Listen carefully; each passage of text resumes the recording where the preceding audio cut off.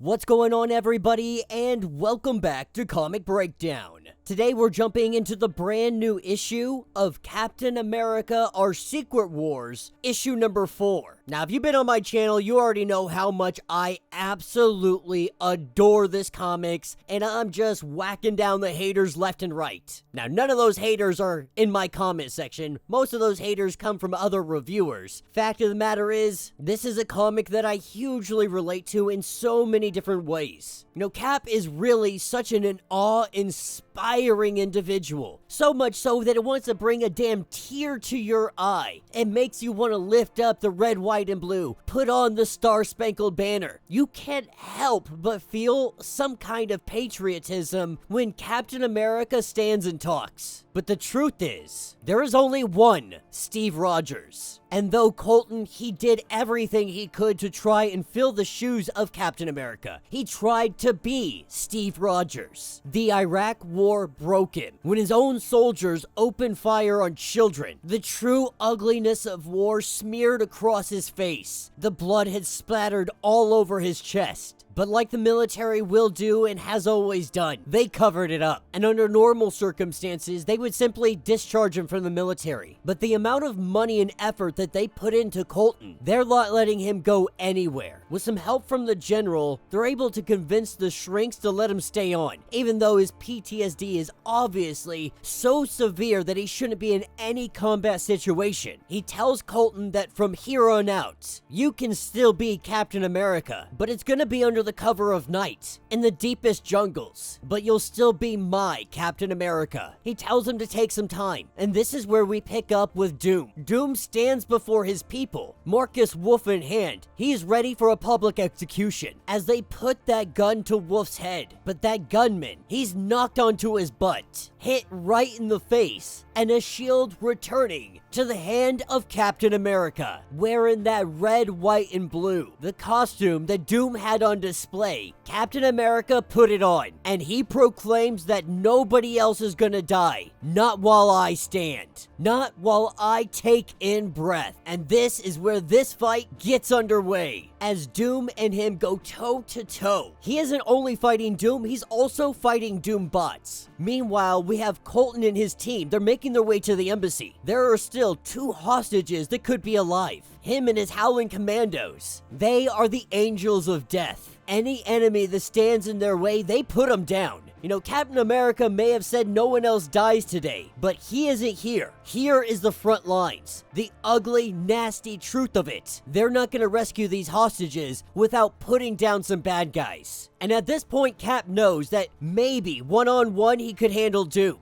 But with all these Doom bots, he knows he's gonna need a plan. So while he tries to figure all of this out, Colton and his team, they've made it to the hostages. They found them. This is when one of his commandos takes his knife and drives it into the back of the hostage. Chill just killed him. And she's like, sorry, Cap, but this is how it's supposed to go. These are the orders. This was never a rescue mission. We're here to make sure that they never talk. The United States of America, they backed overthrowing the king. We helped Doom come to power. This is the United States cleaning up their mess. So when Chill goes to put down the kid, this is where Colton fucking breaks. Proclaiming them to be monsters, he hits them with the shield. With the other commando coming up behind Colton, we pick up with Steve. The Doom bots, the magic, the armor, it's all too much for Captain America. And Doom is telling him that I don't want to kill you. To see you awaken after decades only to immediately end your life feels so utterly pointless. Now this is where Cap tells him that you're not gonna kill me. It'll be you and your robot butlers. You say you look to me as a symbol, but what kind of symbol lets machines do his fighting for him? That if you want to be a real symbol for your people, then be a man first. But Doom has no ego to toy with Captain America. He says that everything he does for Latveria. But the point is sound. Doom is a symbol. He said, let us represent our nations. Latveria versus America, to the death.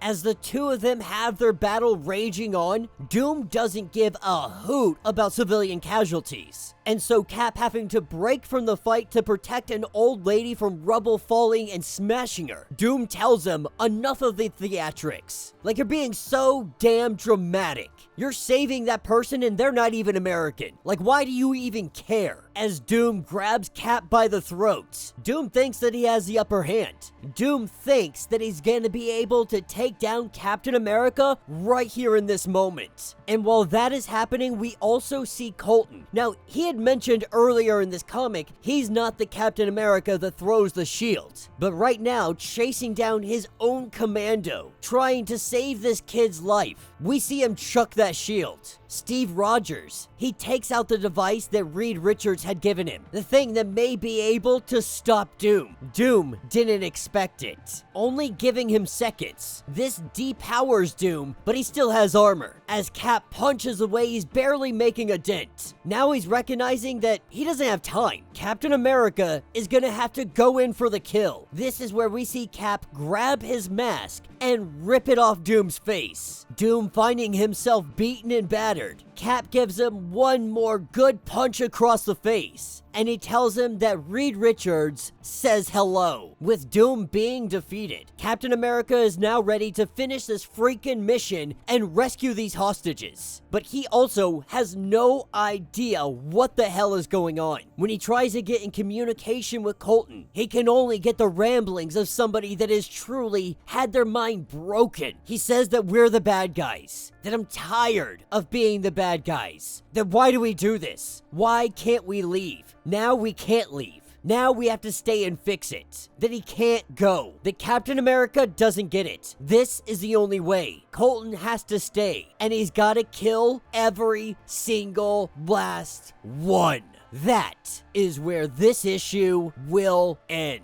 So let me know what you guys think down in the comments. You know, when I first originally started this series, I think I originally theorized that Colton may become, you know, like Red Mask or something, a new villain. But I actually don't think that now. Now that I've seen, you know, 4 issues into this, I think Captain America is going to save him. And I say this because we've seen 2 different Captain Americas. We've seen 2 different stories, both essentially going down the same path, both having the same goal, wanting to protect people, to serve their country, to take down evil men. The issue is, we're comparing 2 different eras of war, and not every war is the same. Not every war is just. So on the surface, we can look at World War II. Arguably, there is not a soul alive who would say that World War II was not a justified war for the Allies to fight against Nazi Germany. Germany pushed out and they were seeking to take over everything. And so the world had to stop them. This is the only war that Captain America at this point has fought. At this point, Steve Rogers is more a soldier than anything else. He was a man tasked with taking down Nazis. It can't be any more clean-cut than that. Now, for Colton, on the other hand, the wars that he has seen in his lifetime, they are not so clean-cut. It is not so easy to look and be like, well, this is the bad guy and this is the good guy. The fact of the matter is, sitting in the position they're at, we're seeing that the United States backed Doom's coup. The United States backed the execution of these hostages. The line of right and wrong doesn't exist anymore. The world that Captain America finds himself in isn't the world of such a black and white good and evil. The world that Captain America wakes up into is a world of corruption, of lies, of propaganda. In some sense, Doom was right. America, they fell. During the era of World War II, America was at its peak, at least in terms of knowing good versus evil. And I will also say, at least when we talk about the battlefield, because we're talking about back home America with civil rights and everything else, they still hadn't figured that shit out.